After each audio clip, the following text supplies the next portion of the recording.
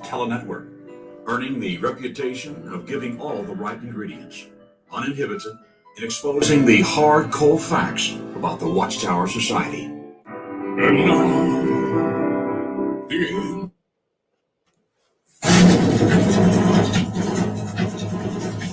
Well, hello everyone, and welcome in on New Year's Eve.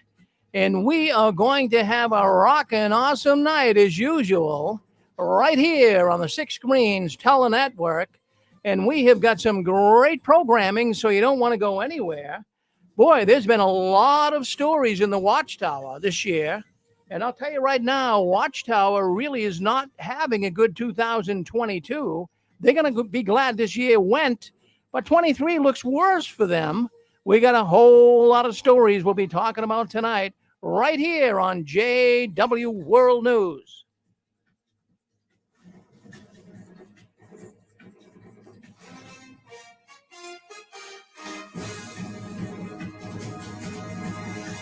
Well, there we have it. Hello, everyone. My name is Rick Fearon, and that beautiful blonde lady you see right next to me, that is Susan Fearon. That's my wife, and we're so glad to have her back on here with us. And that makes me feel so good because she was on with us 8 years ago, and as you heard earlier, she got sick and she couldn't come on for 8 years. She had a deteriorated jaw, and with COVID and everything else going on, we couldn't get the operation done, and I'll tell you what, it really set Susan back. But she's here with us now, so we're so glad for that. Well, welcome in everyone, and Happy New Year. Happy New Year's. In fact, it's actually Happy New Year's. That's the official phrase. So Happy New Year's. I suppose that covers all the years that we all have left, right? But I know the Watchtower doesn't have many left. I know that. That's for sure. And we're going to be talking about some of the top stories that have taken place in the Watchtower for 2022. And boy, as I was reviewing some of these stories this week, it's just unbelievable. Now, I've been doing the newscast here for going on 17 years. And I'll tell you, this year, 2022, was a remarkable year. This year, there was so many derogatory, critical, negative, cynical. There was so many bad stories about the Watchtower that it was just unbelievable. And we're gonna jog your memory here tonight. And we'll talk about some of the top stories, and I have them from every month from last year. So you'll be surprised. You'll be really surprised on some of the stories that we're talking about. But I want to tell you something. It's been a tough year, and I don't know if ever we're all going to go back to normal again. I know that what's happened here in the last couple of years because of COVID, things just aren't the same anymore. Do you think they are? I can tell you right now, they're not. I mean, you're going to the store, right? You're seeing inflation. And I'll tell you what, I'm just going to relate a little story to you, okay, before we start the news, because I want to get this off my chest. So, anyways, I was mailing out a bunch of the gifts because you guys won some gifts last week on our Christmas show. So I went to the UPS office that I've always been to for many, many years. I'm talking 25, 30 years. So I walk in, I haven't been in there for a while, so I want to mail all these gifts off to different people who won the gifts. So I go into the UPS office, and so there's not a lot of people in there. But the man says to me, "Okay, what did you want, sir?" I said, "I want to mail this box." I mean, that's what UPS does, right? So, yeah, I want to mail this box, but can you give an idea? Because I was wondering, because I had so many things to mail off, I was wondering if it was going to be cheaper mailing them by regular postal or going UPS. So they said, "Well, we don't know." I says, "Well, can you give me an idea?" They said, "Well, you have to get on this computer and you got to finish all the paperwork that goes along with these boxes." And, there were people there in line doing it. So I said, "Geez, I don't want to be here all day, filling out slips at UPS." "Well, that's how we do it." I said, "Well, just give me an estimate. I'm just trying to, because I got a bunch of stuff to send off here. I want to see what is going to cost me the least money." So I says, "Put this on your scale and weigh it." He says, "Well, we can't do that." I said, "Well, geez, you work here. Can you just tell me how much it's going to cost to send this?" He says, "Well, if it's one package." He says, "Well, if it's going to Texas," he says, "it's going to cost $70. Can you imagine that? I'm saying $70 to send this box. It's amazing how much money they're getting for shipping. Well, anyways, I did manage to get to another UPS store, and they took it, and we were able to manage it. But it wasn't $70; it was like $20, which was better, right? But to make a long story short, what I did find out is UPS, they don't want you walking into their centers anymore. They want you to go to like a UPS store. But I went to the main distribution center that I always went to. But things are changing. And as I told Susan, even, my goodness, then we went to the drugstore to pick up some medication for Susan. And we waited there an hour, and we waited at least an hour. And then they told us that the computer broke and they can't let any medicine out. So we I mean, it was a crazy, it's not the same world. And I don't know if people in power are doing this deliberately or whether things are just falling into place here. I don't know. But I wanted to share that with you. But your prizes are on the way anyways. All right, so let's see where we are. Let me just see where we are here and see if we can't get going. Now, you guys have been watching the news this week. You couldn't miss it. The biggest story in the world of the Jehovah's Witnesses is what happened last Sunday morning, Christmas morning at a Kingdom Hall in Thornton, Colorado.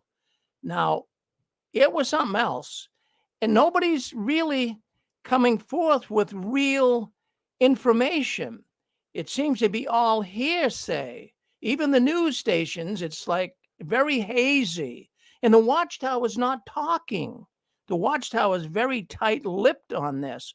And here's what happens. This is how conspiracy theories, this is how people start throwing their thoughts around, and all kinds of stories are being told about the couple that died at the Kingdom Hall in Colorado.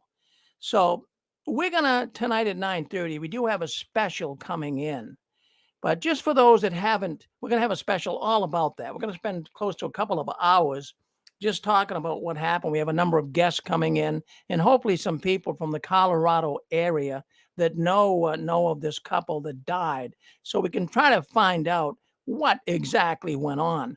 But for those that don't know, and I think everybody does, I really do. So don't mind if I tell those that don't know, but two people were killed at a Kingdom Hall.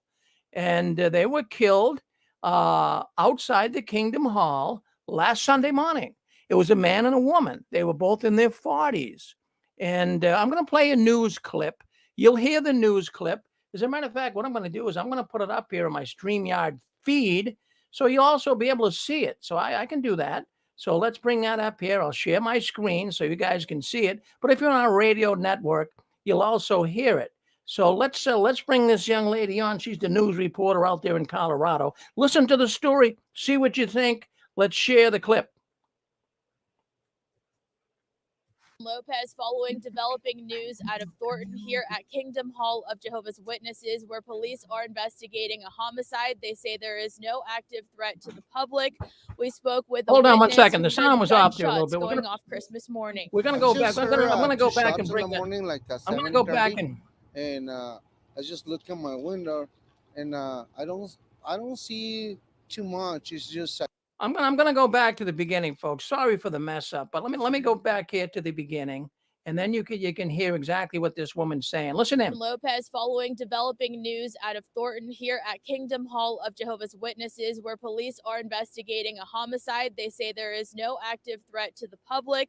We spoke with a witness who heard gunshots going off Christmas morning. I just heard 2 shots in the morning, like at 7:30, and I just look at my window, and I don't see too much. It's just I see a couple cars, and after that is a lot of police cars coming and see everything. And my home security videos, and I'm checking. I see one of the trucks come and another car behind it, and with the body to the lady just be on the ground. We are still working to learn more details at this time. You can see there is large police presence at the scene. Stay with Denver7.com for the latest info. All right, we'll stop that one right there. But anyways, the reason why I brought this up is some of you folks might not have heard about it, but it definitely was a sad situation, and certainly no matter who dies, it's a sad thing. We're not making light of it. But what I did want to say to the people that were listening in, I examined at least 10 news feeds from different news stations in Colorado, and it seems like they all conflicted. One news station said there were 3 people involved. This one said 2. One said that they were inside the building, which other newscasts said they were outside the building, and the woman was found dead on the driveway. A number of different stories I've heard. So I've been trying to put pieces of the puzzle together. I must have received 10, 15 calls this week alone here at the 6 Screens with people giving me their thoughts on it. So I said, what we'll do? We'll make a special program at 9:30 tonight, and we'll talk all about it.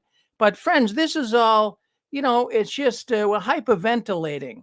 This is big news to us in the ex-witness world. There's more to this story. And I'm going to tell you something. The name of the program we got coming up tonight, Who's to Blame? The elders, the Watchtower, or the couple themselves? Well, I believe they're all to blame, but we'll go into that tonight. But I know right now many are listening in here tonight. Now, when you are disfellowshipped from the Kingdom Hall, everything in a bad way starts in a judicial committee hearing. And that's where this all started. This man, and this is a fact, all the news reporters said that he was, they called him a former Jehovah's Witness. Other news reporters said he was a disfellowship Jehovah's Witness. But he was, where's that all start? It starts in a judicial committee hearing room. And that's where all this garbage, and when people are disfellowshipped, and maybe you were disfellowshipped, maybe y'all listening in and you were disfellowshipped. Well, I'll tell you what, some people can take it better than others. Some people have a whole lot more to lose. And it's terrible what this does. I can remember at the Kingdom Hall I went to, right here in Wilmington, Massachusetts. And there was a young woman, a young girl, really. She was only about 17, maybe even 16. And somehow she got in trouble. I think it was with a boy, as those things go. And so anyways, they brought her into the building, the Kingdom Hall room, and they just fellowshipped her. And she was so upset and so distraught. She had sisters, she had a family. Here's a young girl. She went running out of the Kingdom Hall back room, ran out screaming into the street, collapsed in the middle of the road. Fortunately, no cars were coming, and she's shaking her legs and screaming and almost like having some type of a seizure out there. This is how harsh the Jehovah's Witnesses are. But Susan, my wife, she mentioned something to me this morning. She says about churches. How do churches deal with this, Susan? I like what you said this morning. I can't remember what you're talking about, but churches are a business, and they handle things like a business. And if Jehovah's Witnesses were responsible, they would have people responsible with the knowledge to be able to handle a problem like this. There's a lot of emotional things that go on when a person's disfellowship that the Watchtower refuses, and I mean refuses, to recognize. This is brought up to them again and again, and they treat it like nothing. And these poor people are suffering. They have no idea. Well, Susan, you mentioned to me, in fact, it stuck with me all day long. Now, the Jehovah's Witnesses, they deal with sin differently than the church does. Oh, that's true. When someone sins in the church, they're willing to forgive them and bring them back into the fold. Jehovah's Witnesses want perfect people that do not sin. And as long as you're perfect and do not sin, you can remain a Jehovah's Witness. Oh, there you go. That's the difference, Susan. In fact, I want to just reiterate it, because she also mentioned, I like this phrase, at a church on Sunday morning, the pastor comes in and he unlocks the door and he opens the door. And what are they expecting? Perfect people to come in? No, they're expecting people that have sinned. Some of these people are terrible sinners. Geez, some might even be murderers.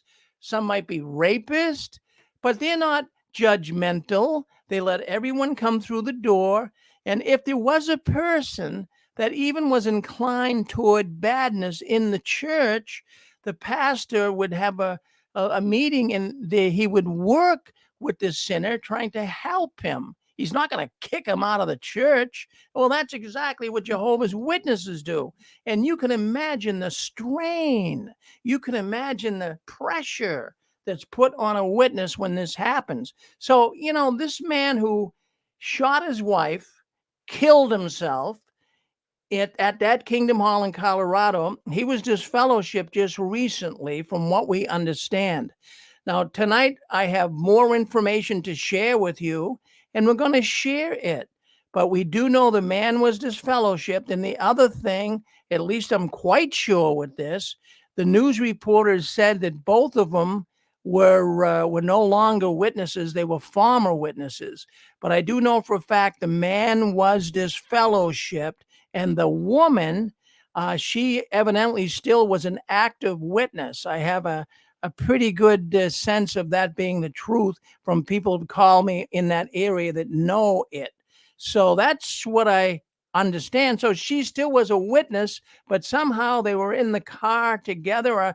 In fact, I don't know that for sure, but I know she was at the Kingdom Hall on Christmas morning, and he came along with his pickup truck with a shotgun. And what I was told today, and we'll go deeper into it later, but what I was told today is she was going to the meeting. She was still a card-carrying Jehovah's Witness, and she was distancing herself from the husband. And the husband, when he was disfellowshipped, she kind of lost faith in him. And so she drained his bank account, and that really ticked him off. So he went down to the Kingdom Hall. From what I have heard, I don't know, don't take it to the bank and cash it. But what I heard, he went to the Kingdom Hall and he was going to bomb the Kingdom Hall. And when he got there, I guess his wife was still in the parking lot. He landed up shooting her and killing her. So we'll get more stories tonight. I'm sure people have more information. But anyways, if you were a Jehovah's Witness, an ex-witness, you had to hear this story this week. This is one of the biggest stories of the year. Would anyone like to say anything else on that? You want to say something, Susan? I did want to mention something. When I first heard this story, before they even mentioned disfellowship, I told Rick, I said, you watch, there's going to be disfellowshipping involved in here somewhere. I said, that will bring up more emotion in a witness than anything is to be disfellowship. And I think you'll be proved right tonight. Well, there you go. So that's good, Susan. Thank you for commenting. Now, listen, if anyone has a quick comment on that, then we'll move to some other stories and we'll go into depth tonight. But would someone like to comment on that story that happened there this week with the suicide and murder out there in Colorado? If you like it, just hit *6 and we'll hear what you have to say if you want to. If not, you can come in later. Hello, Mr. Fearon. Yes, go ahead, Ken. Yeah, thanks for taking my call. Yeah, it's very unfortunate. I'm very sorry to hear about that story in what is it, Thornton, Colorado? Yes. And so forth. Well, that's not the only one that happened over there. Christmas night at a sports bar, there was a guy that backed into somebody's car, and a guy turned around and went to this guy. He was 70 years old. And he grabbed a hold of the guy and he beat him severely till he died. So there was another bad incident there. Did not involve Jehovah's Witnesses, though, but my heart goes out to Thornton, Colorado people. That's very unfortunate, these two incidents that happened there. Well, it was. I was following that myself, and I found different stories and so forth, and I'm happy that you clarified some of it, and we'll be listening to it, I think, tonight here if I get a chance and so forth. But yeah, my heart goes out to those people in Thornton, Colorado, and we just hope that there's going to be no more violence and no more victims either way. Well, that's what we hope. Thank you, Ken. One other thing. Yeah. One other thing is that the witnesses, every time there's something to do with witnesses, they always say they're former members. Yeah. I mean, they won't admit if they were current members or not. And that's just what they tell everybody. Oh, every time something happens, oh, they're just former members. Yeah. You don't know if, who is and who isn't. You got to sort it out later on your own. But Watchtower ain't going to tell anybody, whether it's the congregation or the main office. They won't say nothing. Okay, I'd like to comment on one other thing too. Hold on, Ken. Can we have another person that wants to come in? Hold on. Oh, I'm sorry. Go ahead, caller, please. Yeah, go ahead. Hey, Rick. Yes. Hey, Rick. This is Gilbert, and I don't want to. I'm like everybody. I'm just like you and everybody. We're just trying to get the information. But I talked about it in one of my videos. But what I was really upset because I've been preaching for years that this is spiritual adultery, where Watchtower gets involved in every aspect of people's marriage and life. And so when a husband comes to I'm not saying this happened here, but when a wife listens to strangers more than she listens to her husband, or vice versa, nothing good comes out of this. And here you have a situation where you have a married couple going to a Kingdom Hall where they're not, supposedly not members. Watchtower is involved somehow in this, through the elders. We see this all the time, all over the world, where whenever you enter the sanctity of a marriage in any way, violence is not uncommon. And the whole religion of Jehovah's Witnesses is based on the intrusion of people's personal lives and their marriages. And I call that spiritual adultery. And you get the same byproduct, in this case with violence. And it doesn't surprise me. It's so sad, but it just doesn't surprise me. This is what happens when you get involved in other people's lives. Well, you're absolutely right. And that's a good, I like what you said there, spiritual adultery. The elders get involved, the people get involved, and before you know it, the whole marriage is messed up. Very, very good comment. Did you want to come in later on? Hold on 1 second. I just want to say something. I want to say love you, Susan. She's always on the other shows, and nice to see her. Oh, I love you too, Gilbert. You're my number one YouTuber. I love your stuff. Yeah. You guys are Yeah. Okay, let's go. All right. Gilbert, did you want to come in later on stream for the 9:30 show? Are you going to be around? Do you want to come in? I don't know if you heard me or not. But anyways, that's Gilbert Gonzalez, my goodness, and his brother Jesse. What a dynamic duo. All right, so Rick? Yes, go ahead. Hey, Rick. I apologize for going off topic. I just want to know, calling in on my phone isn't exactly convenient. Is there an app through which I can listen? It would be, there is an app, but I really can't send it all to you here now because I'm in the middle of the show. But why don't you send me write me a JW World News. Well, in fact, yeah, because there's passcodes and everything I have to give you. So write me a JW World News at gmail.com, and I will make sure that we get you the app for the next time on. Okay.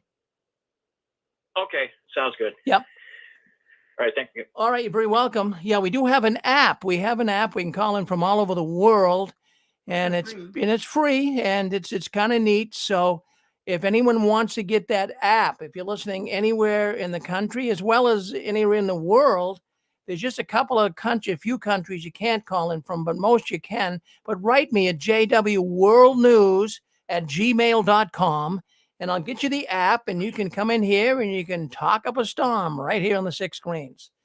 All right, let's go back to Ken. Ken, did you want to finish up?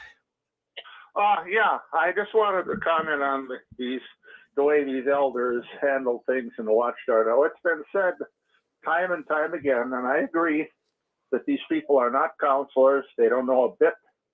They don't know baloney beans about how to counsel anybody and everything like that. The first rules of order is, if you want to be a counselor or you want to help somebody with a problem, is everybody should know this. First, do no harm. Okay, and then next thing that if it's pursuant to Christianity's belief, it's according to their book then. But Watchtower Society, they don't go along with the book whatsoever. They make their own rules, they make their own laws, they make their own regulations and so forth.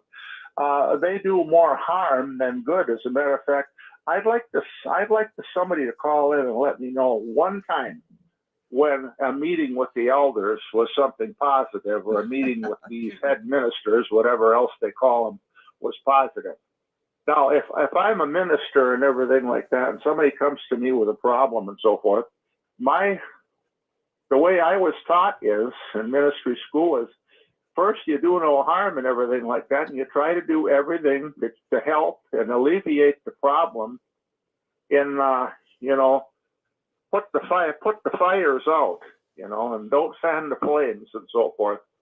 But Watchtower Society never does that. If anything, their policies always is, if there's a fire, put some more gasoline on it.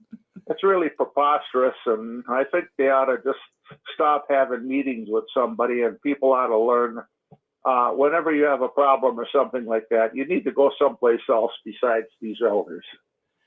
Well, you're absolutely right. Thank you, Ken, for saying that. Good comments. You're welcome. All right.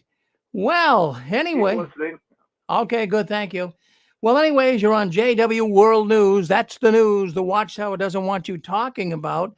Now, the thing is, we're going to talk about, there wasn't too much this week other than that story of the suicide. That's a hard one to top. But anyways, we're going to kind of just go into the stories for the whole year.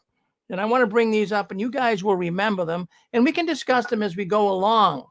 But we're going to start off. Let's just start off. What happened here in December, the month we're in right now? Well, the Norwegian press, they're really coming out against a Jehovah's Witness, that is the country of Norway. And we know that Norway is taking away their charity status because of their behavior. And they're just not coming up to par for the country of Norway and how they treat people. It has nothing to do with the Watchtower belief system. It just has to do with Norway is not happy with what happens to Jehovah's Witnesses when they no longer want to be a Jehovah's Witness.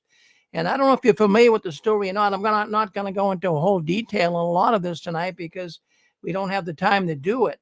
But anyways, what really brought this all out? You got to go back to 2018, and a woman named Gray Helen Nygaard.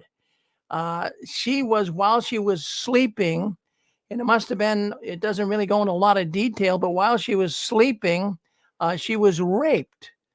And the elders, of course, found out about it. And of course, she claimed she was sleeping. But the Jehovah's Witness elders, they didn't believe her. And you know how they are. They really don't. They're going to ask you all kinds of questions. And they're going to say that, the man either was enticed by her or whatever. They'll come up with something. But they found her guilty in the judicial hearing, and they disfellowshipped Helen. She was found guilty of gross sexual immorality. They expelled her from the congregation, and that was it for Helen. And it just was impossible for her to even survive. She had children, and she misses the children so much because evidently, with all of this hoopty-ah going on, that the children just did not want to deal with their mother anymore. They were staunch witnesses, and they wouldn't even talk to their mother. And we know that happens. We're not making this up. So poor Helen, she didn't know what to do, and she couldn't even contact her children and talk with them. So she wasn't getting any satisfaction from anybody. So she went to the government of Norway, and she told them what happened. And they perked their ears up. They did not turn a deaf ear. They listened to poor Helen, and they listened to her story on how people are treated in the Watchtower organization. And so she began to fight fire with fire. So now she had the state, the country of Norway on her side, and she contacted a lawyer, and the rest is history. And all through the year, now this still was talking about December, just this December was still in, that Norway said, no, we are not going to let the witnesses appeal this case. They're still trying to do it. Geez, they're trying everything in the book, but Norway is standing pretty steadfast and saying, no, we're taking your charity away because of the way you treat people. So that was, I would say that was one of the biggest stories, seriously, of the year. Norway taking away the charity status. Now, also, what they took away too is the registration of religion. Now you say, well, what is that, a registration of religion? Well, if you have a religion in the country, including here, even America, you have to register with the country and let them know that you're a religion. So in Norway, they said, because you treat your people so badly when they leave and you shun them and you treat them like dirt, we're going to take not only your charity status away, but we're going to take your religious registration away. So what does that really mean if a country takes a religious registration away? In Norway, what it means, it's not really a big deal. That's not the biggest thing. They're going to be hurt more by losing the money, which is close to $2 million a year. And they've been getting that for 20, 25 years, added up some serious money.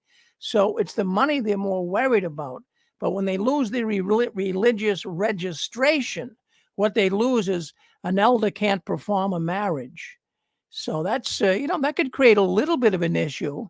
So who are they going to have? I mean, would you be able to marry someone or have someone married in a Kingdom Hall or the Justice of the Peace? So it's going to create some issues. But that's anyways what's going on in Norway. And I'm going to make that in the top 5 biggest stories of the year. And then the end of our newscast tonight, I'm going to ask you what one of these stories you thought was the biggest. All right. So, well, let's move on unless anyone has. Yes, go ahead. It's Julie. Yes. One of the YouTubers brought up, and I don't know whether this is true or not, but I mean, it definitely could happen. If they they took away their charity status, but they could take away their tax status too, to where they have to pay taxes on all that property they got over there. Yeah. I never thought of that. That is a possibility. That was brought up. They haven't gone that far yet. But I'll tell you what, Chewy, because the Watchtower is tenacious. They are like a pit bull. They're not giving up.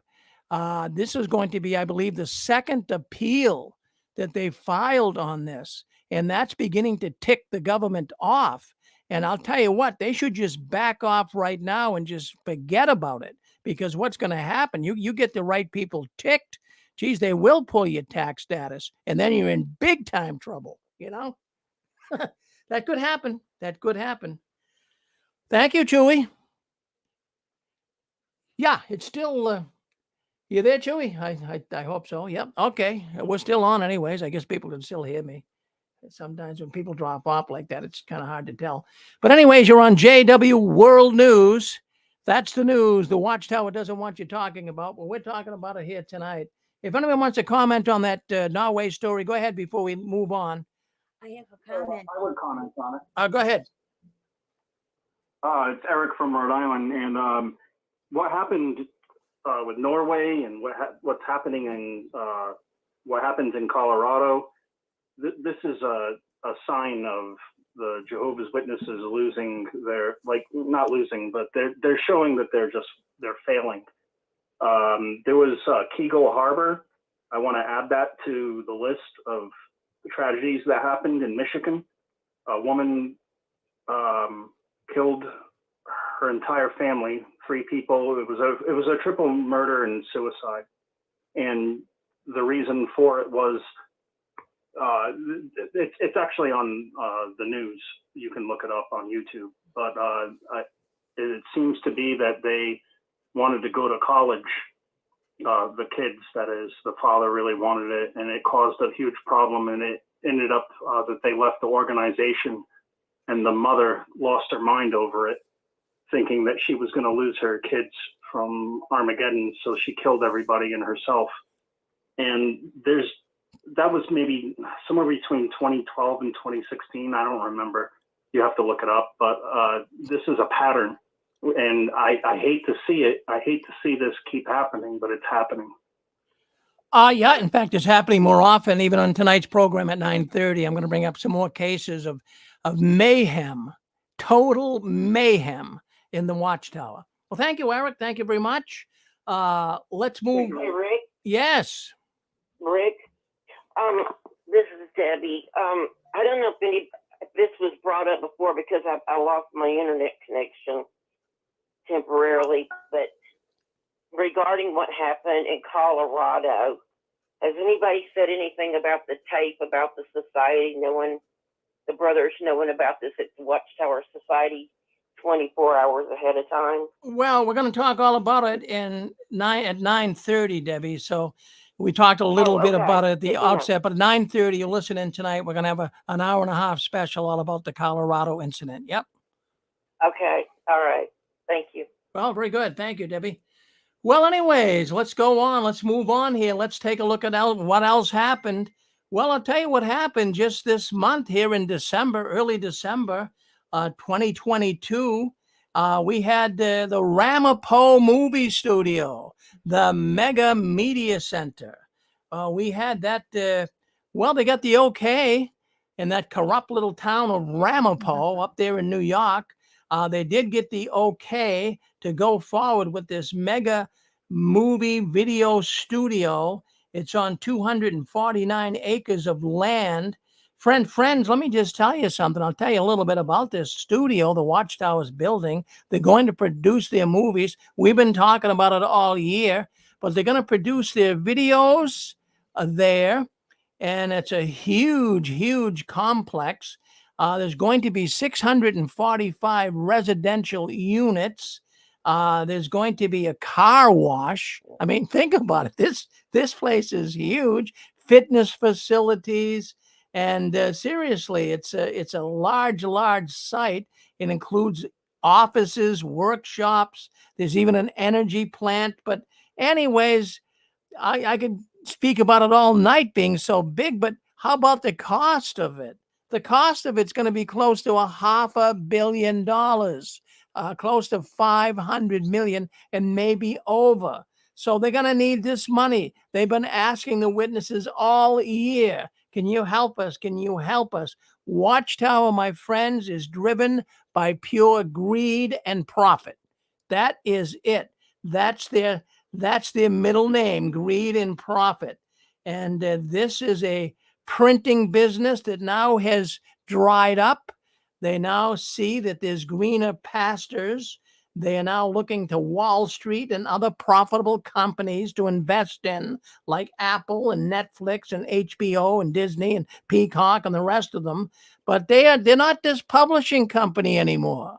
They are a huge company that now is in real estate and the stock market. This is where they're making their money. And now they want to produce these videos. And they're hoping they can, kind of get a whole new audience. They hope that, most apostates will just go away and they're going to broadcast all over the world. And they're going to send these mamby-pamby, oh, how great we are videos out. And people are going to soak it up. Oh, well, isn't that nice? What nice people. And they're hoping they can recruit more people into their cult by doing these videos. So it did get passed. I was sick to hear that. I'll tell you what, that made my stomach roll. And when Ramapo, Susan, you were here, you were listening to the call. I went into Ramapo a couple of times when they're having the planning board meetings. I signed up. I did everything the right way. They wouldn't let me talk. Every time I went to talk, I just wanted to warn the people in Orange County, New York. I wanted to warn the people how evil the Watchtower was and the covering up child molesters. And do you want your whole little area to be known as the pedophile capital of the world? And that was what I was coming in to say, but I was doing it nicely, but they would not let me speak. Susan, what do you have to say about it? Well, you did everything right. You signed up. You signed every form, did everything the way that they wanted. You were waiting in line, and then when your turn came, oh, we don't have any time. They wouldn't let you speak because they'd already prejudicated that they were going to accept Watchtower's bid and what was going on between them. Because at that same meeting, they approved a $1.5 million center for nursing mothers at the local hospital. That's a lot of money for that local hospital that's next to nothing. $1.5 million for nursing mothers? There's something corrupt going on in that town. And when I heard that, I said, this is wrong. This is a wrong picture here. They don't want you to speak because they've already made an arrangement. The town and the Watchtower had already made their arrangements. They were already talking like this was a done deal. and you were just someone that was a waste product in the way, and they just got rid of you. And no, you showed up 3 times, and 3 times they knocked you down. So I give you A for effort, but they just wouldn't let you speak. Well, they wouldn't let me speak. You're absolutely right, Susan. And actually, I was so. Yes, go ahead. Yep. Hello. You can finish, Rick. I just. Oh, wanted to okay, say Hitter. Yeah, I something. was just going to say that what happened, I was so ticked off, they wouldn't let me talk. So what I did is the next day I called the town office and I talked to it was either a paralegal. I talked to the legal department of Ramapo. It's not a big town. It's very small. So this woman came on and I told her what happened. I says, look, I came into the town meeting last night. It was a public meeting. And you said the public was invited. I had a newspaper article saying that, and I registered and I came in. And I was telling the lawyer this. And what happened is they wouldn't let me speak. As soon as I started speaking, they shut me down. And she said, they did? I says, yeah. I says, who was that? And she didn't know who it was. She thought it was a Watchtower lawyer that was in there. And he just opened his mouth. Don't let this guy speak. Don't let this guy speak. So they wouldn't let me speak, and they muted me the whole time. So, it's very frustrating. It really, really was. Hidley, what do you have to say? Yes, and I agree with what you're saying, what you and Susan were saying too. Sometimes, and Watchtower can be really, really shysty when it comes to that. You don't know whether they have their people telling other people, well, watch out for this person, watch out for that person, because no doubt you are, and the both of you are very famous in not only the ex-JW community, but the JW community. You don't know who Watchtower may have, I was going to say, I call it Watchtower. Watchtower has set up to have people be on the lookout for certain individuals. And hopefully, I'm not saying that they did, though you can never put anything past them. But hopefully they didn't try to tell them, well, if Rick Fearon or whoever so-and-so comes in and say something, you're going to have to block them. So that's just for my evaluation and my observation, because you never know. Watchtower is very shysty. That's all I wanted to say. Thank you. Well, they are shysty, Hillary, and I'll tell you something. I went down to New York, 25 Columbia Heights in 2014. They were still there in Brooklyn, and I went down to see a governing body member because I knew Brother Los. Really, I knew him a lot. I talked to him on the telephone. He invited me down, but not this time. So I went down on my own with Dick Borgie, and Dick and I went down, and I waited for them to open. It was going to be open at afternoon time. So Dick and I waited in a line and they let everyone go in for the tour in the main building at 25 Columbia Heights. So as soon as I went in, somebody told me they had facial recognition. I really didn't pay attention. I didn't believe them. But I walked through the door and I wasn't in that room for 10 feet and I was surrounded by security guards. There were 3 guys that came up to me, Watchtower men, nice dressed in nice blue. Wow. Yeah, they were nice dressed in blue blazers. They said, we're Watchtower security. They identified themselves. And they said, you're Rick Fearon, right? And, they don't know me, but they picked me up on facial recognition. Wasn't that something? So, they play these games. They don't like anyone that's speaking out against them, Hillary. That was quite the experience, yes. Something. Yeah. I'm sorry to hear that, Rick, but they're going to get theirs. Yeah, they're going to get theirs. Theirs. It's only a matter of time. Well, thank you, Hillary. Always good to hear from my good friend, Hillary. All right. Thank you. So, Same here. well, thank you. Now, as it goes on, as we're going through the news here for the whole year, but November, just roll back just a month ago in November, what I see, more and more people are writing about, give us money. The Watchtower is constantly saying, give us money, give us money. They're financially begging and badgering the witnesses for funds constantly. And that's not the way it was when you and I were in the witnesses. I was kicked out of the organization. Satan kicked me out of the organization back in 2005. And it wasn't that way. They weren't asking for money all the time. But this is all that's going on. I've counted at least 5 different times this year where they made like broadcast, Watchtower streaming about, can you give us money? And, the widow gave everything she could. And then we even had, I believe it was Anthony Morris that came on. And he was saying, even if you're poor, you've got to give Jehovah money. And they even brought out that when you give Jehovah money, he loves that. And he's going to find a place for you in his kingdom. Can you imagine that? They're beginning to sound like the charlatans preaching false Christian messages on television. And this is just what they're doing. They're taking advantage of people. They're really showing that they have unrighteous riches, and they are doing everything they can to get the witnesses to give more money to them. Donate. So that's one of the big things that I really saw this year. They upped the ante for 2022. They upped the ante and constantly wanting more and more money. And it really was disgusting. We didn't have time to play some of the video clips, but you guys seen them in the past, I'm sure. And when you see Morris come on, and he looks like he's Anthony Morris. He's a tight pants guy. He's the guy that was caught in the liquor store, right? So he's coming on and he's asking for even poor people, as I say, poor people, give us more. Even if you're poor, there's no reason why you can't give us some money. I would be embarrassed to say that.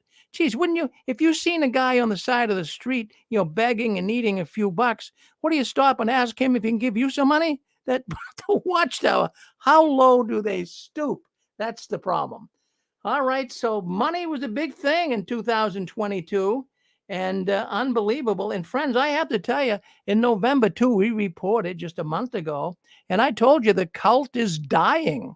The Jehovah's Witness cult is dying. And how can I say that? How can I come on here tonight and tell you that the cult is dying? I can tell you it's dying because there's declining activity in the Jehovah's Witness congregations. There's less commenting. There's less going to the meetings. The service attendance is way down for field service. And they're certainly trying to do everything they can to get this up. And it's not working. They're trying to get people away from Zoom, that Zoom platform where a lot of the witness came in for the meetings during COVID. The people just won't leave. People are losing their enthusiasm. They're tired. They're lost. They don't have any zeal anymore. And even, I'll tell you what, I've been getting reports coming in here to the 6 screens that people that are going to the meetings, they're looking at all of the dull, expressionless faces in the audience. Very, very sad. You want to say something? Go ahead. You're on with us. Hello, how you doing? Hey, I'm doing all right. Who's this? This is Bobby. Remember from last week? Oh, Bobby. Yes. How are you? Could I come on the screen instead of talking on the phone? Is that allowed? Well, we don't do that right now, but I'll tell you what. Send me your. I did that already. I know, but do it again for me, because when I'm in the process, I can't go looking you up. But send me an email right now, JW World News. Yeah, I did. You did. All right. Yeah, I already did. All right. Well, I'll send you, not for this program. We don't bring people on this program, but I'll bring you on the next program coming in. Okay. At 9:30, right? I wanted to talk about this fellowshipping. All right. We can do that on the 9:30 program. Okay. Okay, I'll call. Okay, I'll do that 9:30. Yeah. I'll see you at 9:30. I'll bring you on. Yeah. Put your Yankee hat on, because I like it. You look good with that hat on, I got my Yankee hat on. All right. Okay. I thought you did. Yeah. Because that's your trademark. I think that studio is pretty dumb. That. Why did they build such a big thing and then they ask it for money? It's ridiculous. Well, what it is, Bobby. What it is they don't care about you. They don't care about me or anybody else. It's even a witness. No, I got stories to tell you at the other end at 9:30. You're gonna be surprised at some of the stories I have to say. All right. Well, we're waiting and looking forward to it. So I'll get the link here and I'll get that off to you, because 9:30 is when we'll get you on. So it might take a little bit after 9:30, but we'll get you on. I like you guys. I get Well, the vent. No offense. Well, we like you too, Bobby. We really, really do. You're an honest guy. You guys are awesome. Yeah, I'm awesome. I am honest. Yes. All right. That's why I can't stand this religion. Good man. Sure. We'll talk to you. We'll talk to you in a while. Thank you. All right, so that's Bobby coming in from Vermont, and you'll see him if you come in on our 9:30 show. We got a bunch of people. If you want to see some of the faces of people calling up here, well, you'll be able to see that. We're going to have a number of people coming in on the streaming. You'll see the face coming up. Some of these people that you hear all the time, some of your favorite apostates, so to speak, they'll be coming on the screen at 9:30. What we got here is we have got another story from November of this year. And I remember this. I hope you guys do too. And this is one of the only sexual predator stories I've come up with. But there was 15 or 20 of them. I don't want to even get into all of that. There's so many of them. But this one caught my attention. This was a man from Cambria, Colorado. In fact, it's not that far from Thornton, Colorado. But we have a witness man here, that was sexually abusing young people. And what he was doing is he was wrestling with him. Did you ever see, like, adult wrestle with a kid? And you used to do it for fun. I used to do it with my kids. But, when things get a little bit too close, that's when you start worrying. So this guy would wrestle with the kids in the Kingdom Hall. And he would abuse them as he's wrestling with them. How would you like that? That'd be a little shock to you, wouldn't it? But the kids probably didn't really get it. But someone caught him out there in Cambria, Colorado. I'm sorry. I'm saying Cambria, Colorado. It's Cambria County, Pennsylvania. I'm sorry. It's Cambria County. Okay, I my notes here are a little messed up from a typo. So that's in Pennsylvania, not Colorado. So anyways, the details. Can you imagine now how I think of all of these perverts and sexual predators? I think of them going into the court system. How embarrassing would that be? I can't even conceive, going before a judge. Now you've done this, you did that. I mean, geez, people do it. And it's got to be very embarrassing, but how bad it is on everybody. These guys have to be put away. So anyways. You know what Jesus said, Rick? What did he say, Pixie? Jesus said for that incident, when those things happen and little children are stumbled, Jesus himself said, put a millstone around their neck and throw them off a bridge. Well, that's exactly true. That's what you do with these people. So anyways, he's going to jail. So that's good. But I just want to bring that up. I'm not even going to go into all the details. If I went into the details of sexual perversion in the Watchtower, I'd be here for 4 hours tonight, just talking about all the stories in 2022 alone, Before the 9 o'clock show, I just wanted to put this out there. First day of journalism in any newsroom, we know what Rudyard Kipling said. I have 6 serving men, taught me all I knew. Their names were who, what, why, when, where, and how. And the weak link in this story is the why. Exactly. Well, we're going to get into it. We're going to get into it tonight, Pixie, and I think you'll find it very, very interesting. Really. Thank you. Well, we're going through the news for the year, for 2022, and everything that went on in the Watchtower, the top stories of the year. And then at the end of our broadcast, we're going to get your thoughts on it as well, on what the top story would be for you guys. But I have to tell you, all during the month, we've seen this man from the Watchtower. His name is Robert Hendricks. He is a real snake. And this guy has been coming on for a number of times. He's the Jehovah's Witness spokesperson. And he's always got something to say. He's even had something to say about the Colorado murders this week. And he's their spokesperson. And he is such a hypocritical person. He makes my blood boil. And he does these paid propaganda pieces on some of these, rural television stations and rural newspaper articles. And more than likely they pay for this. And they are paid Watchtower commercials is what they are. And, he comes on and tries to make people feel like, oh, the Watchtower is such a wonderful organization. And we talked this year, a few months ago, when Hendricks came on, and it was one of the biggest stories of the year that we talked about here on the 6 screens. It really got so many people to call in, and it had to deal with Hendricks when he was talking about how Jehovah's Witnesses, they don't micromanage a person's life. They don't micromanage a person's life. And how that question was asked, it was a news reporter on one of these paid Watchtower pieces. And the news reporter said, well, there's word out there that Jehovah's Witnesses can only marry other Jehovah's Witnesses. Is that true, Mr. Hendricks?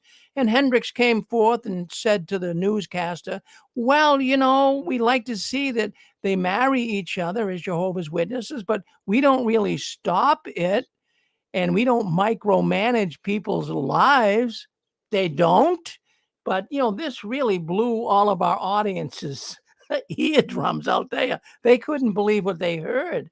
Not only does the Watchtower micromanage, they watch you like a hawk. Every single thing in your life is tied to their religion. So for him to come on and make a statement like that and saying that, the witnesses really don't get too involved when a witness doesn't want to marry another witness. Well, they do get involved, and we all know that.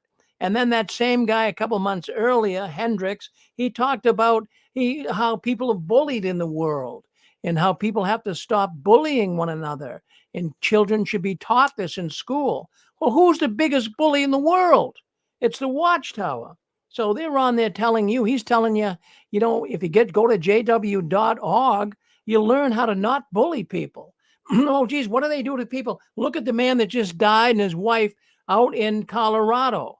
That's a good case of bullying. But yet they're going to come on here and tell you that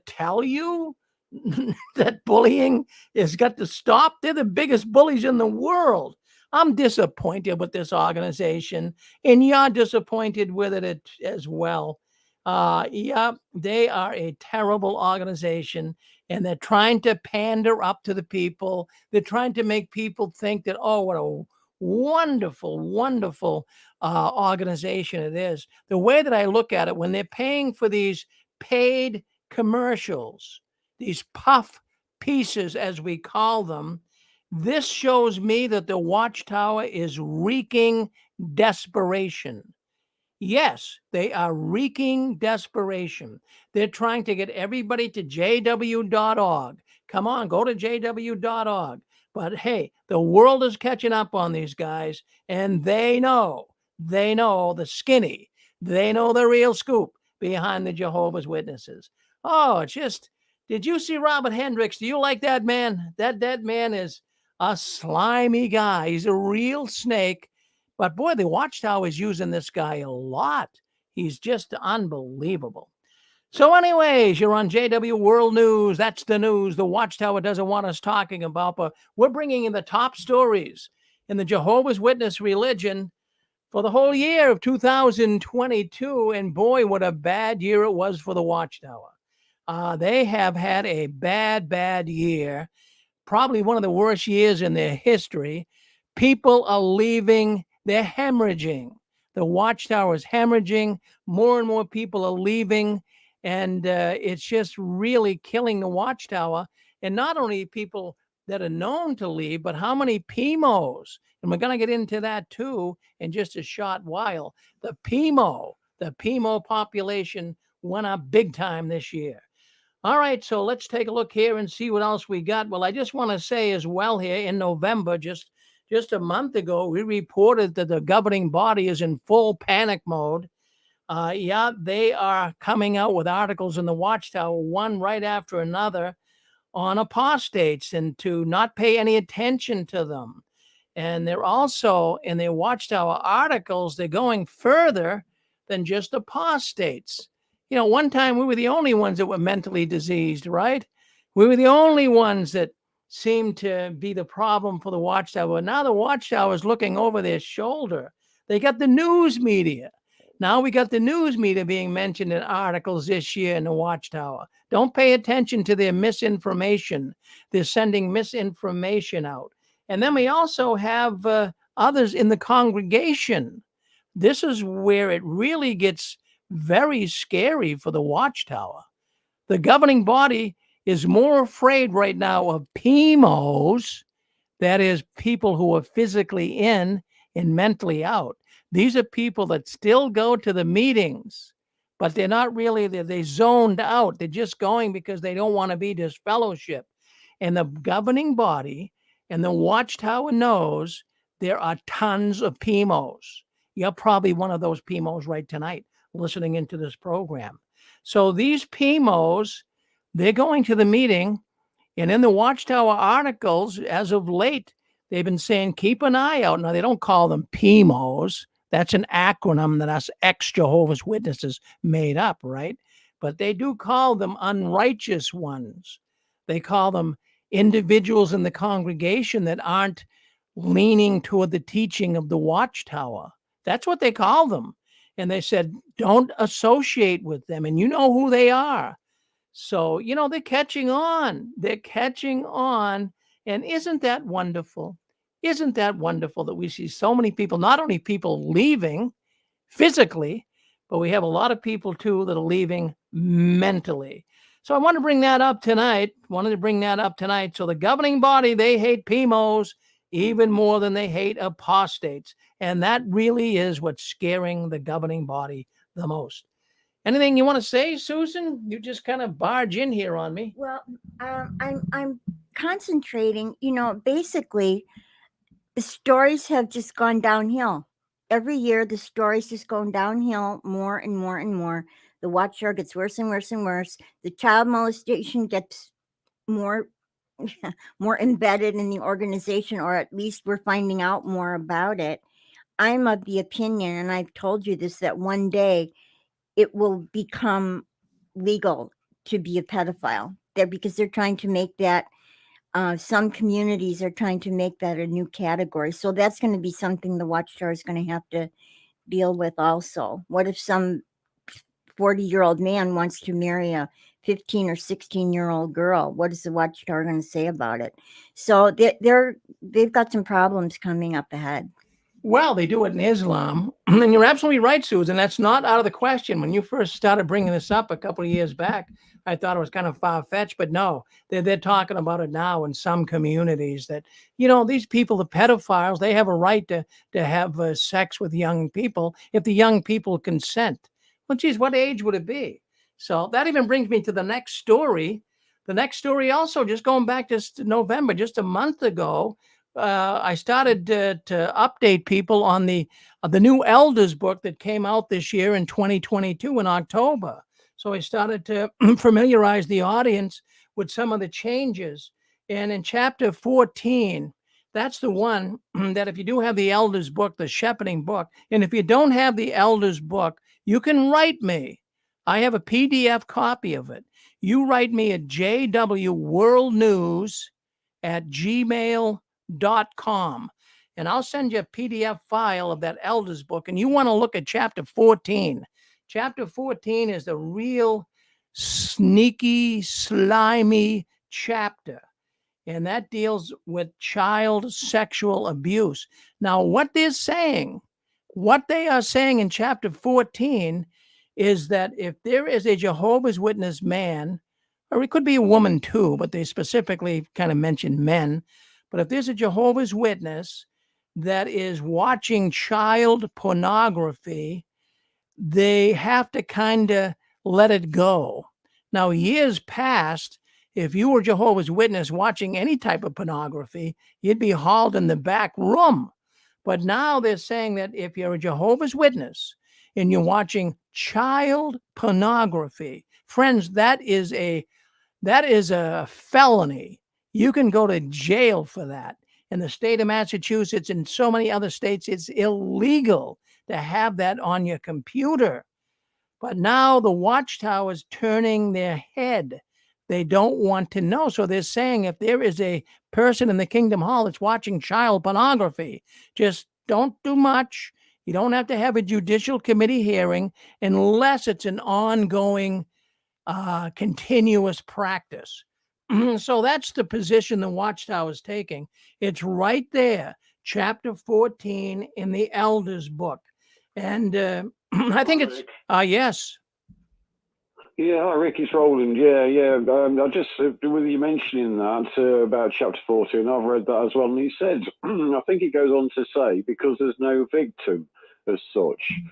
Well, if they don't class the children that are in these photographs or in these films or whatever it is they're in a sexually compromised sort of position against their own will, how is that not a victim? You know, how do they class that child as not being a victim? Just because it's not happening within the congregation, it's maybe not pictures of kids in the congregation, these people are still victims. They don't want to be in that position. The children, they've got no say. A lot of these people are in grooming gangs and various things, paedophile rings. They're passed about. They don't want to be in that situation. They've been sex trafficked maybe as well. All these children are victims, and yet they're saying basically that these children are not victims. What they mean is they're not Jehovah's Witness children, is what they're saying, and so it doesn't matter. Is the long and the short of it. Roland, that's a really good point you've got there. That's a really good point. It's not just, turn your head and look the other way on the person who is a witness watching this, but could you really kind of speak up here for the children? Could you see what you just saw there, Roland, how evil that is against little children? They're supposed to be a Christian organization. If you're a Christian organization, you should stand up in behalf of children. And instead, they're throwing children under the bus. You're right, Susan. Absolutely. Yeah. It's absolutely disgusting. And it's absolutely illegal in our country as well. If you get caught with that sort of thing on your computer, you're looking at least 5 years, if not more, and that's a first-time offence. So, it'll affect you all your life. I mean, I've got another. Yeah, and it'll affect your life because you'll be on a sex register for the most of your life after that. And the thing is, you'll not be able to work in certain areas. You put it on because you've got to put it on a application form for a job because it's the law now that if you, especially if you're applying for a job with children or something like that, then you've got to put it down, and you'll have a CRB check, which means criminal check. Against your background, and if it's found that you've lied on your CV or on your application, then you'll get done for fraud as well. And it's quite a serious thing. I mean, and to be honest, how people could look at things like that anyway, I really don't know, and I don't want to know. But to me, those children are absolutely victims, and they can't be any more of a victim because how can a child say no to these people? You know what I mean? They don't. It's not like ladies or men or whatever who put themselves in that position. That's bad enough, and some of them are probably in a similar position. But a lot of them will give their consent. But these children, you're not telling me they can give any consent because they're too young. And yet the JWs, oh no, that doesn't matter. You know what I mean? They're not JW children, so who cares? So that's all I have to say, Rick. Anyway. Well, good comment, Roland. Good comment. I wanted to mention too, it's not often mentioned, but women are into pornography too. Not as much as men, but they are. So knowing JW says they are, what would they say about any sisters in the hall that had a habit of looking at pornography? And another thing that I didn't realize, I was watching a show about people who are addicted to porn, and they're saying that kids as young as 12 years old have a 2-hour-a-day habit. So they judge it by the amount of time that people spend online looking at this smut. So what a waste of time. And yet the Watchtower is just letting it pass by. Why don't these people, they could be out in service, so to speak, or they could be doing something else besides looking at this stuff. They could be studying their Watchtower. Well, absolutely, yeah, whatever. I mean, anything's better than that. So, yeah. Well, thank you, Susan. Thank you, Roland, and glad to have you check in with us, Roland. Well, anyways, let's take a look here. We're actually topping the top news stories of the year. Yeah, go ahead. Yeah, just a quick thought. Yeah. That old expression, where there's smoke, there's fire. If somebody is watching pornography, there's an excellent chance that the first opportunity he gets to diddle a child, he will take it. And a psychologist and psychiatrist will tell you that one of the hardest addictions to beat is pedophilia. It can be beat, but probably 1 in 1,000 is able to do it. And Jehovah's Witness organization is loaded with pedophiles. There was 5 of them in my congregation of 120. Thanks, Rick. Well, you're absolutely right, Dick. I knew some of those pedophiles as well. Well, thank you. Always good to hear from Dick Borgie. Yeah, go ahead.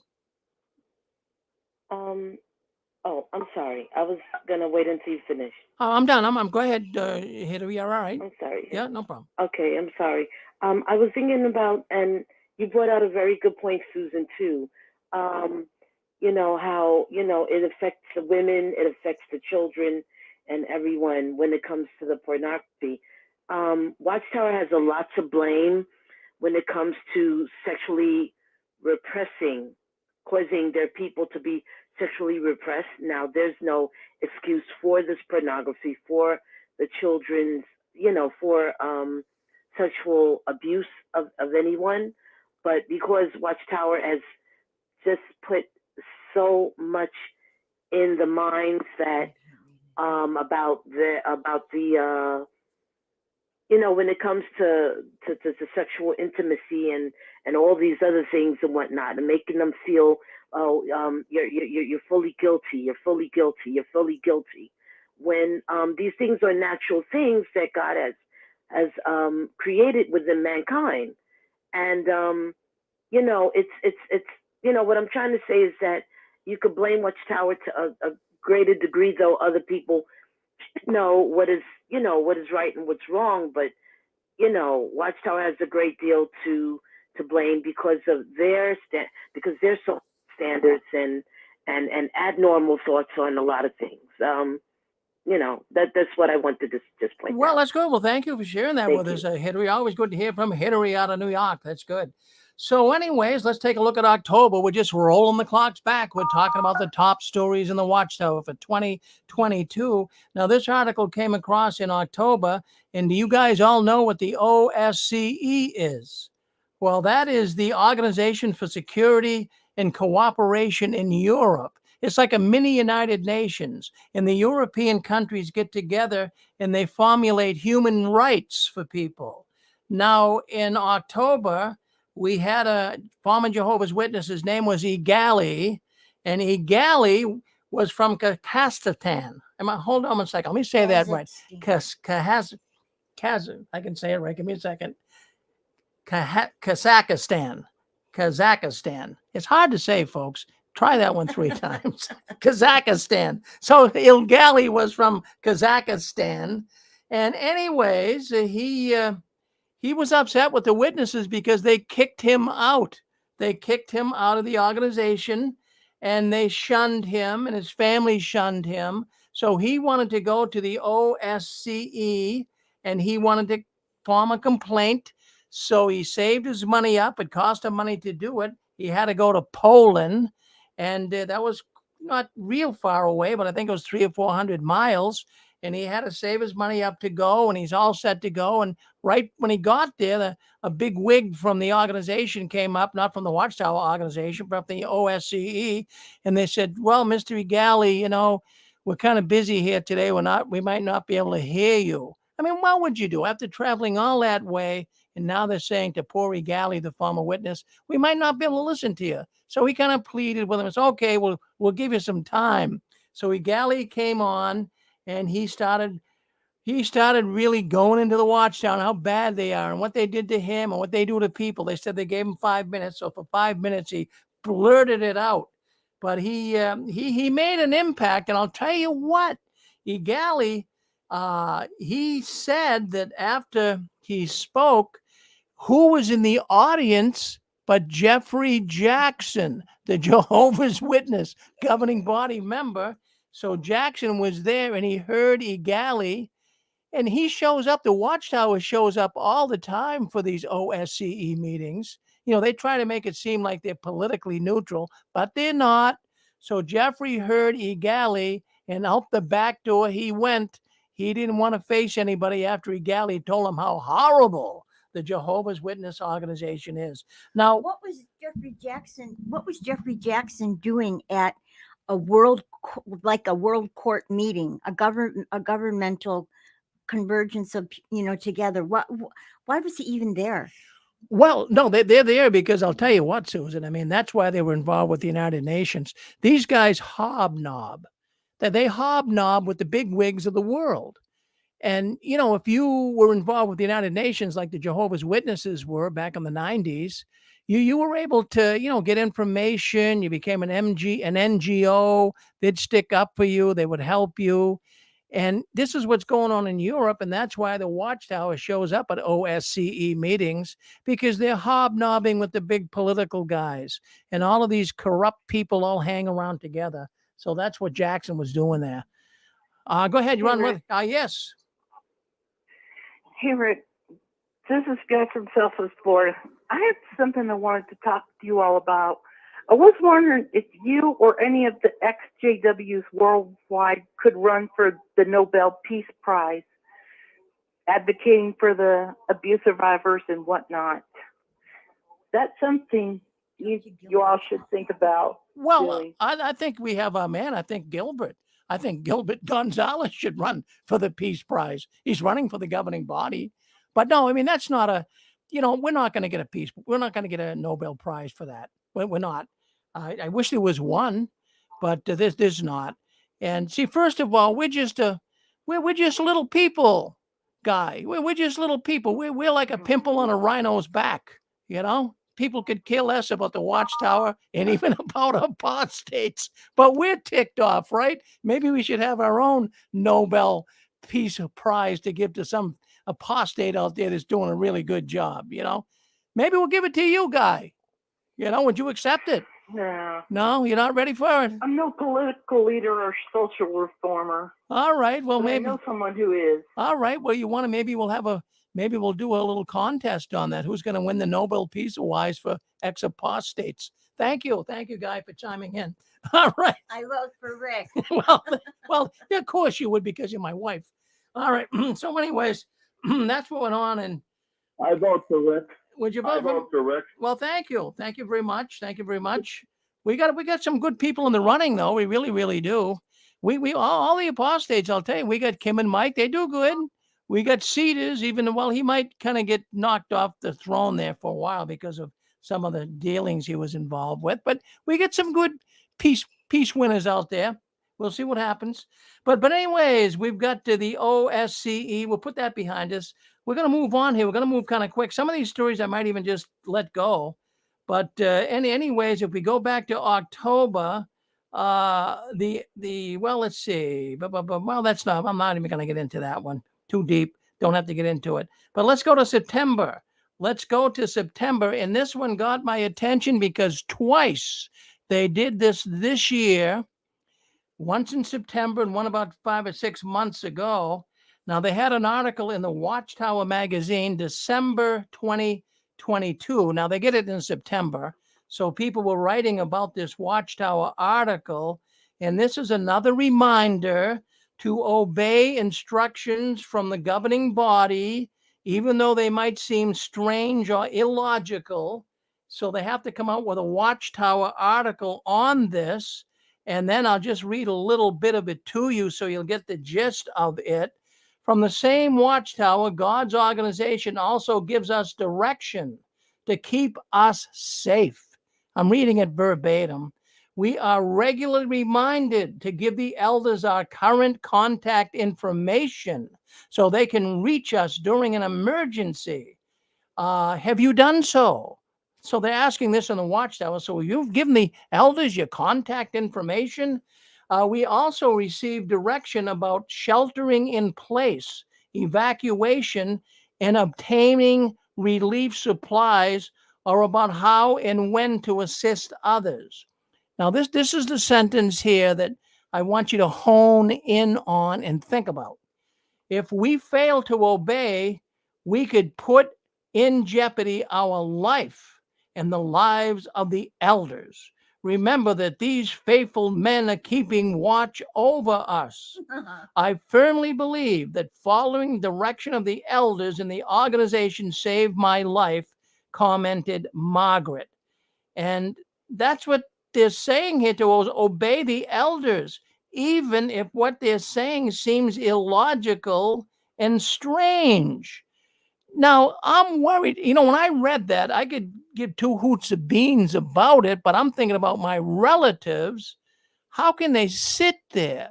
How can the witness people, Jehovah's Witnesses, sit in a kingdom hall and hear this malarkey and really kind of just go along with it, even though it sounds stupid and strange? So these faithful men, the elders, are keeping watch over us. Oh, yeah, they're watching every move you make, right?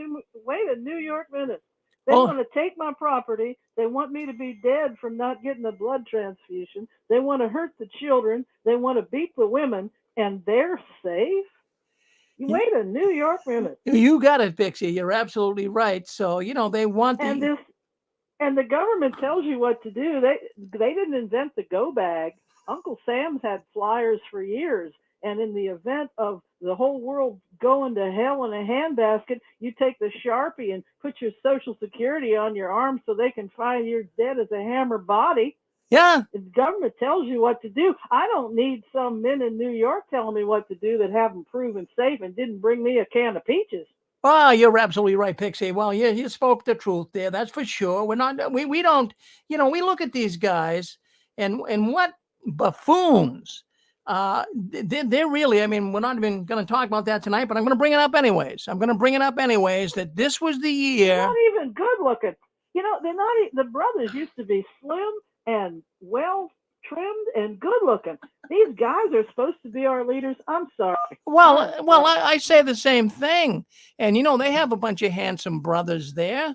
They've got handsome brothers that could do this, put them in a nice suit, send them out, but they send these old guys out and they're really destroying the organization.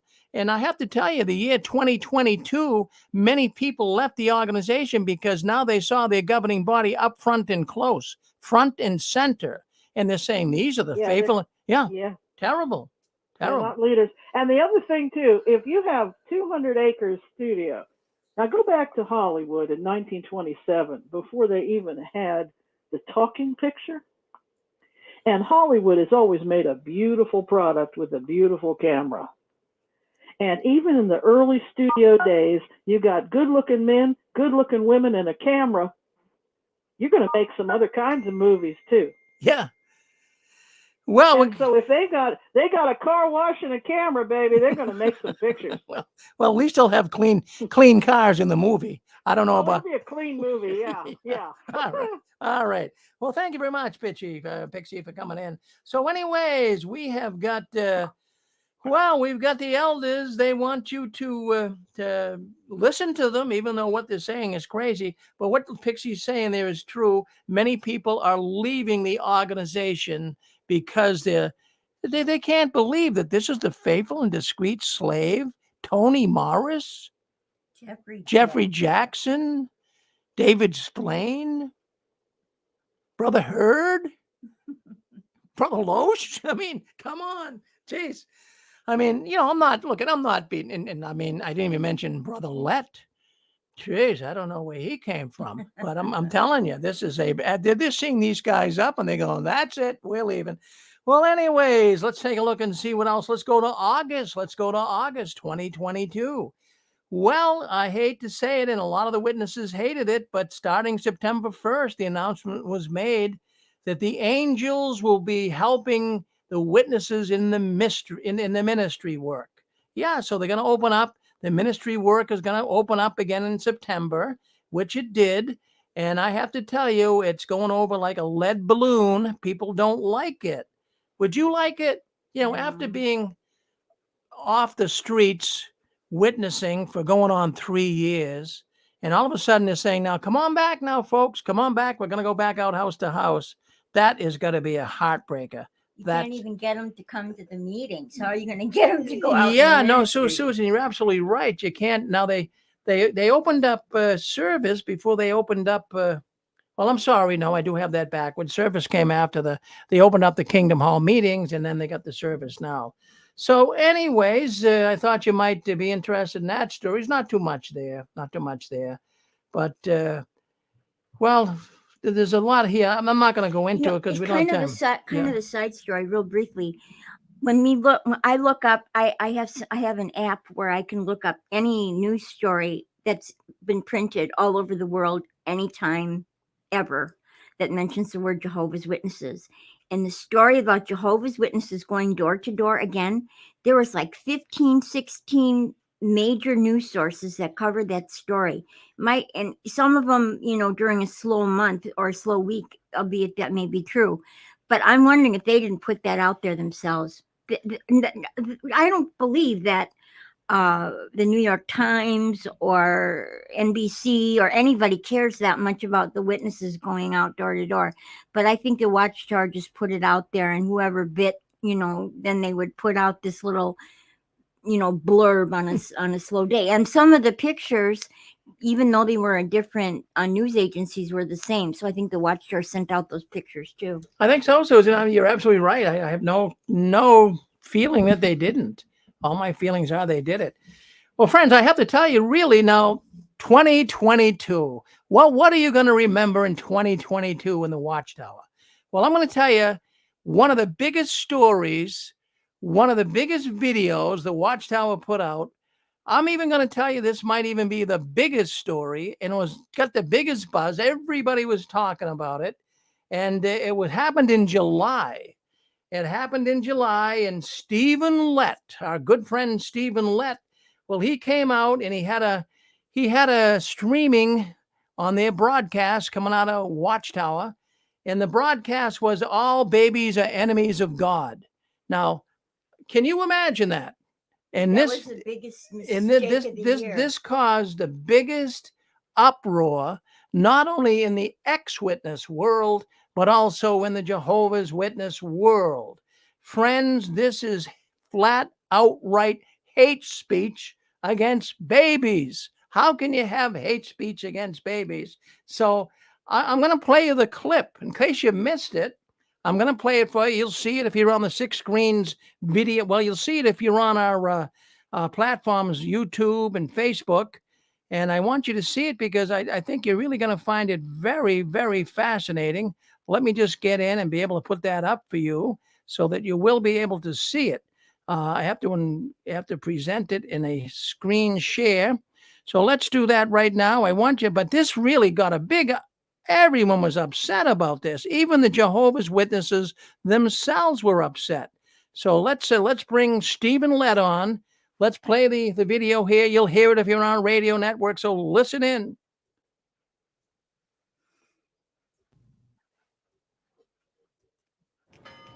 Switch and save $652. The ad will be off. It's okay. There's enough for everyone. I want to tell you a story. Hold on one second. Let me just roll this back, friends. YouTube lately is driving me absolutely nuts. But let me see if we can't go into this one right here. Just give me born as friends of God, because we're born as sinful. All right, here we are right here. Let's go right here. Talk Listen in. is given by governing body member Stephen Lett. And before I start going off about what he said, let's take a look at the video in question. We're not born as friends of God because we're born as sinful offspring of Adam. Actually, if you think about it, we're born as enemies of God. Sometimes you'll hear people say of a little baby, "Look at that little angel." But more accurate would be to say, "Look at that little enemy of God." Now, of course, we love that little baby, and it's not hopeless, because our loving Creator has made reconciliation with him within the reach of everyone. We can become a good friend of God. Now, if this was just some random Jehovah's Witness saying this,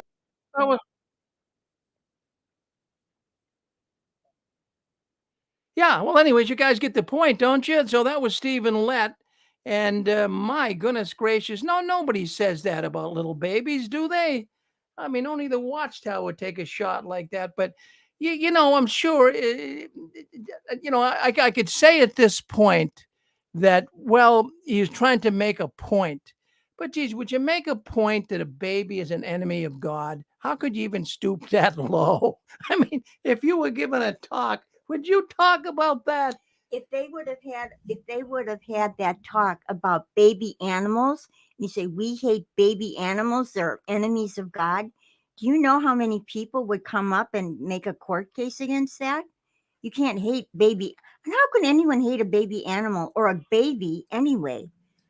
Well, Susan, what I got thinking, with all this pedophilia and child sex abuse, I couldn't help but think, and maybe my mind is going a little further than it should, but I couldn't help think that, will predators use this talk that Stephen Lett was saying babies are enemies of God? Will sexual predators use this and shame children into silence, saying you're a bad little kid, you're an enemy, and you have to do anything I say because God hates you?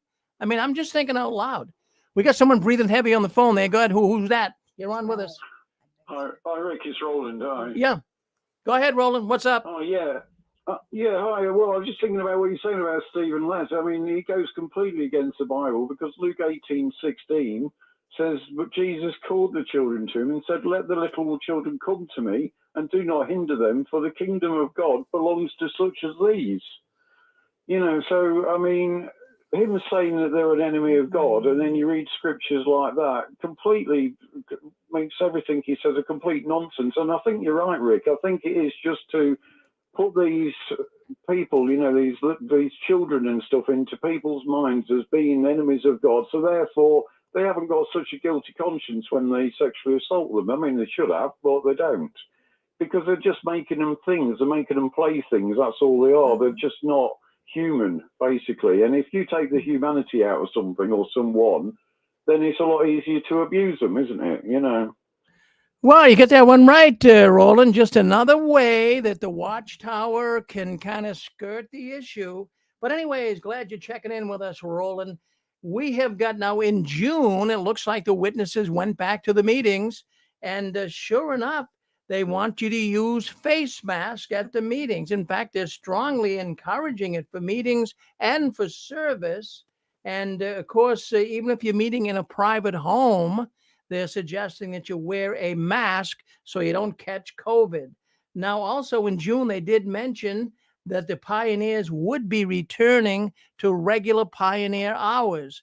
Now, we know just last month, December, early this month, really, that the pioneers now have to meet the hour requirement. But back in June, July, August, September, October, November, now they just came out in December, they're saying that you now have to meet the requirements to be a pioneer. So I think the reason why they waited that long is, you guys know when the service year ends for the Jehovah's Witnesses. Do you know, Susan?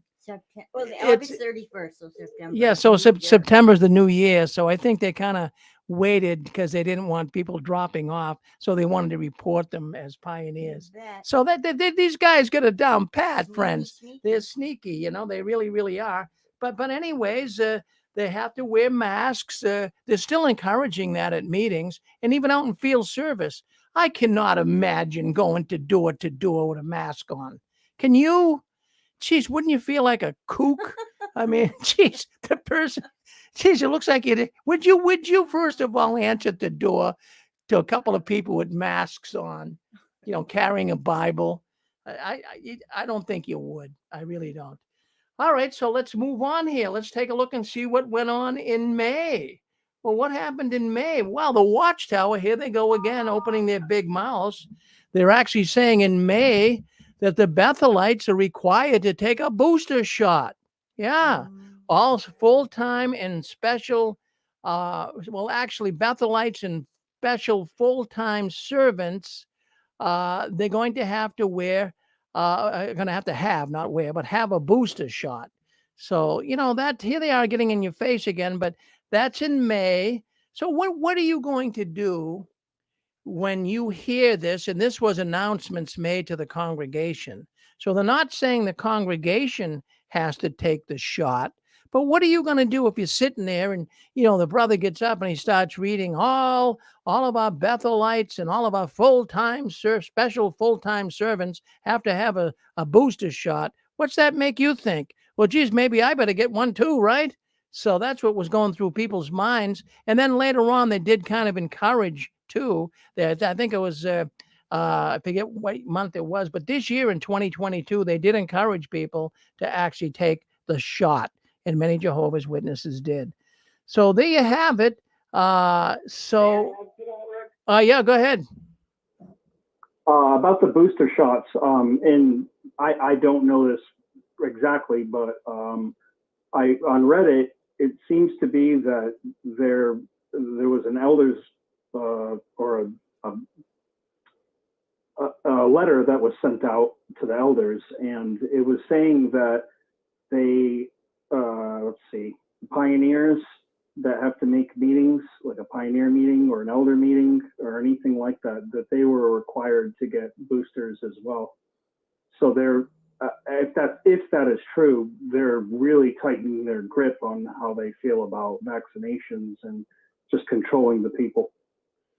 Well, yeah, thank you, brother, for saying that. Yep, that's true. In fact, that was in early December, late November, that they did make that announcement. Yes, for others to get the shot as well. In fact, they did mention that if you're going to go to pioneer school, as you said, and elder school, you had to have the shot.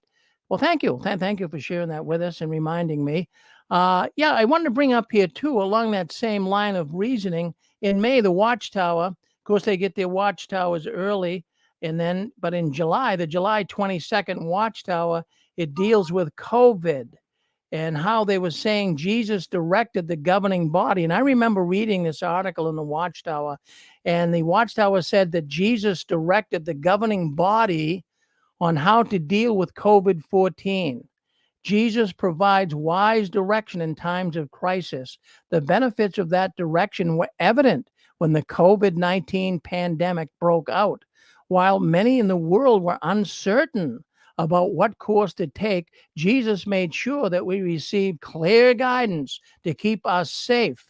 We were encouraged to wear face coverings when out in public and to practice physical distancing. The elders were reminded to maintain regular contact. This is right out of the Watchtower. And so what they're saying here is Jesus is the one that told the governing body to make sure you put your necessary masks on and social distance. So they were saying how that saved the Jehovah's Witness lives. Go ahead. Hello, Rick. Yes. This is Jesse in Yuma, Arizona. Yes, Jesse. Happy New Year. Well, thank you. Hey, I wanted to add what you're adding about the face mask in my town in Yuma, Arizona. I got married about 30. I can't even remember. I think it was 35 years ago. And the best man, I saw him at Lowe's Home Improvement during the pandemic one time, and you could tell the Jehovah's Witnesses in my town because they all wear face masks, kind of like the Jews in World War II all wore the Star of David. And they're loyal to that face mask. You could see the spirit of fear come out of them. I swear, I'm not, Jesus said not to swear, but you could see the spirit of fear of the Jehovah's Witness, especially in the Spanish congregation, come out of them. But if you look at some of the government reports now, like the CDC and some other government or organizational entities, they're admitting that the face masks do not stop COVID, do not stop. They're admitting it now, a lot of government organizations. So you have to ask, is Jehovah retarded? Is Jehovah retarded? He followed bad information. I'm not being facetious. You see how the blaspheme of the Jehovah's Witness, they're putting words in God's mouth, in Jesus Christ's mouth. And so a person who's listening to these people go, look, the face mask doesn't work according to the latest government information. It was bad science, and your God, Jehovah, listened to the bad science. Well, you're absolutely right. That's the problem. Yeah. And that's why I say Jehovah must be retarded. It has to be retarded because he listened to all these face masks. They're all wearing the face diaper, thinking that they're being protected, and they're not. They go back 2 years later to the Kingdom Hall. Of course, they're all going to get the flu. they went counter to science. You're right, Jesse. No, you're right. You're absolutely right. Good comments. Good comments. Thank you, Jesse, for coming in, being with us tonight. Thank you. Thank you. Bye-bye. Yeah, well, that's Jesse out of Yuma, Arizona. That's always good to hear from Jesse. And of course, his brother is Gilbert. Yep, Gilbert Gonzalez. Yes. So, anyways, we got April. Let's go up to April. Let me tell you what happened in April. And with all the different problems the world was encountering in April, with food shortages, with we had all kinds of problems with shipping products. People were having a difficult time keeping their doors open in business. But the Watchtower comes out in February with their Watchtower. Well, they actually came out in, February. It goes back and it says that you have to trust in Jehovah. What they're really saying is trust in the governing body. And as you're seeing all these turbulent times, you're going to receive these instructions. And once again, that this is the second time in the year now I see this in the Watchtower magazines. So the governing body is saying that, you're seeing turbulent times, but don't let it rock you. And they're saying now that we're coming into the Great Tribulation. And they did even make the statement in this article that we are in the Great Tribulation. But they're saying don't let that get you too overly worked, because the governing body is here. And you are going to receive instructions, once again, that seem strange, impractical, and illogical. And Jehovah may not speak to us personally, it says here, but he will direct you through his appointed representatives. And so again, it's the elders and the governing body. And, don't in any way listen to misinformation. We're guiding you. Right now, you're going into the Great Tribulation. Boy, they're really scaring the witnesses. It's fear-mongering. But again, they have to keep reiterating, no matter how foolish it sounds and illogical. So, but, we've been hearing a lot of things and I'm just trying to put my finger on something that I would say is totally illogical. There's been a number of things, I suppose we could say, during the year that's illogical. I would say during COVID even, where they had people writing all of these letters. And, they got the witnesses to do that on their own dime, 50 cents a stamp. It cost them money to do that and just sit writing letters all day. Kind of illogical. And the Watchtower knows it wasn't working. But nonetheless, if a witness even said, hey, is this working? Well, don't worry, the governing body said it. So little things like that. And even this idea of the mask, like Jesse was just saying, all the witnesses wearing masks out in Arizona. It's illogical right now. Let's face it. People aren't wearing masks. You see them at the football games. People aren't wearing masks anymore. But the witnesses going door to door around. That's illogical, but we'll do it. The governing body likes us to do it. So these things are illogical and not making sense, but the witnesses go along with it. Well, we're going to, I'm not going to be able to get through all of our stories, but we'll bring more out next week on our JW World News. We still have a few months to go. But so far, I would say that the biggest story so far of the year is the case there we talked about with Stephen Lett and Babies Are Enemies. People talked about that. And also, we didn't get to the story with Shapiro in Pennsylvania and how the 4 men down there were brought before a grand jury and now are going to serve time. We didn't get to that one either, but we'll talk about that next time we meet. Did someone want to say something before we do end the program? We got about 5 minutes or so. So if you want to say something. Yeah. I wanted to say something. Since they're all into germs and masks and all that, since when they should encourage condoms when people are committing fornication. Yeah. Well, it's all crazy stuff. Thank you, brother, for coming in. Anyone else want to say something? Susan, you want to say something? Go ahead. There was one story that I just kind of made a lot of people want to comment. And that's when the people in England, they called the police because 2 kids were singing Christmas songs in front of the Kingdom Mall, and they were very upset about that. And I thought that was totally ridiculous, but so Watchtower. Yeah. Well, there you go, Susan. Well, anyways, folks, looks like we're gonna have a program coming up next. It's called "Who to Blame." Elders, Watchtower, or the couple. It's dealing with that suicide out there in Colorado.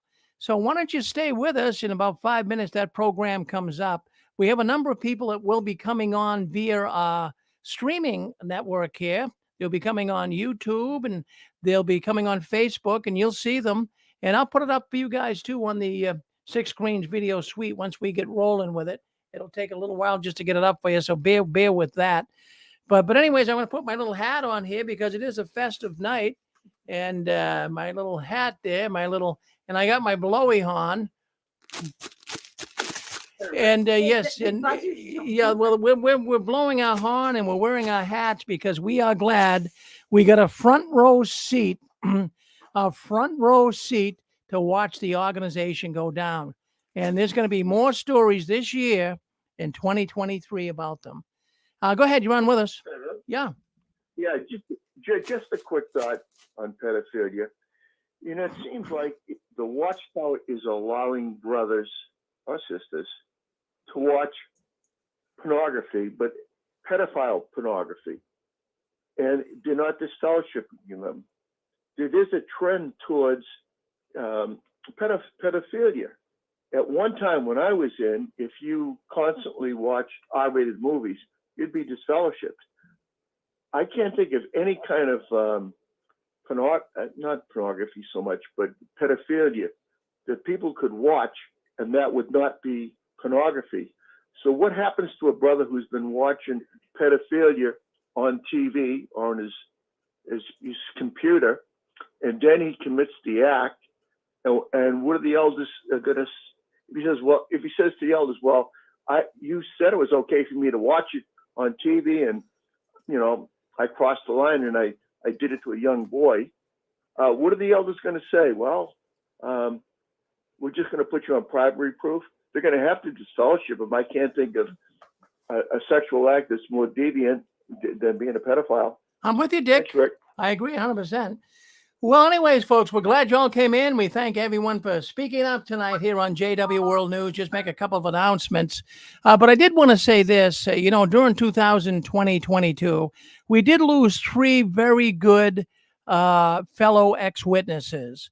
We lost Laurie McGregor. She just died 2 months ago, and she, of course, had the M&M Ministries, and she helped so many people get out of the Watchtower. And Laurie used to speak quite a bit at the Witnesses Now for Jesus convention, and she's a wonderful woman, and she will be missed. Also, we want to say Jerry Jones, good friend Jerry. He was involved here at the Six Screens for a short while on our Sunday programs, and he didn't make it this year either. But rest in peace, Jerry, and we're going to miss you as well. And then we had a good man, too, that used to come in. He died last January, a year ago, and his name was James Wagner. And he used to come in all the time. From time to time, he'd speak up, but James died as well. So, yeah, we do have ex-witnesses that have died this year, and we wish their families and all those that were close to them, they'll always be in our memory. So thank them for support. All of them did participate here at the Six Screens. Every one of them have been on this program. So that looks like it's it. And we're glad now to go on to our program, Who to Blame. So we're going to end it here, and we'll go over now to the other platform. But you guys stay with us now. Don't go anywhere. We had a good audience in here tonight. We had a good streaming audience and lots of people chatting, too. Thank you, folks, in Facebook and in YouTube for chatting and listening in. And we really appreciate your company, too. We really, really do. It's very encouraging to see you guys coming in and chatting every week.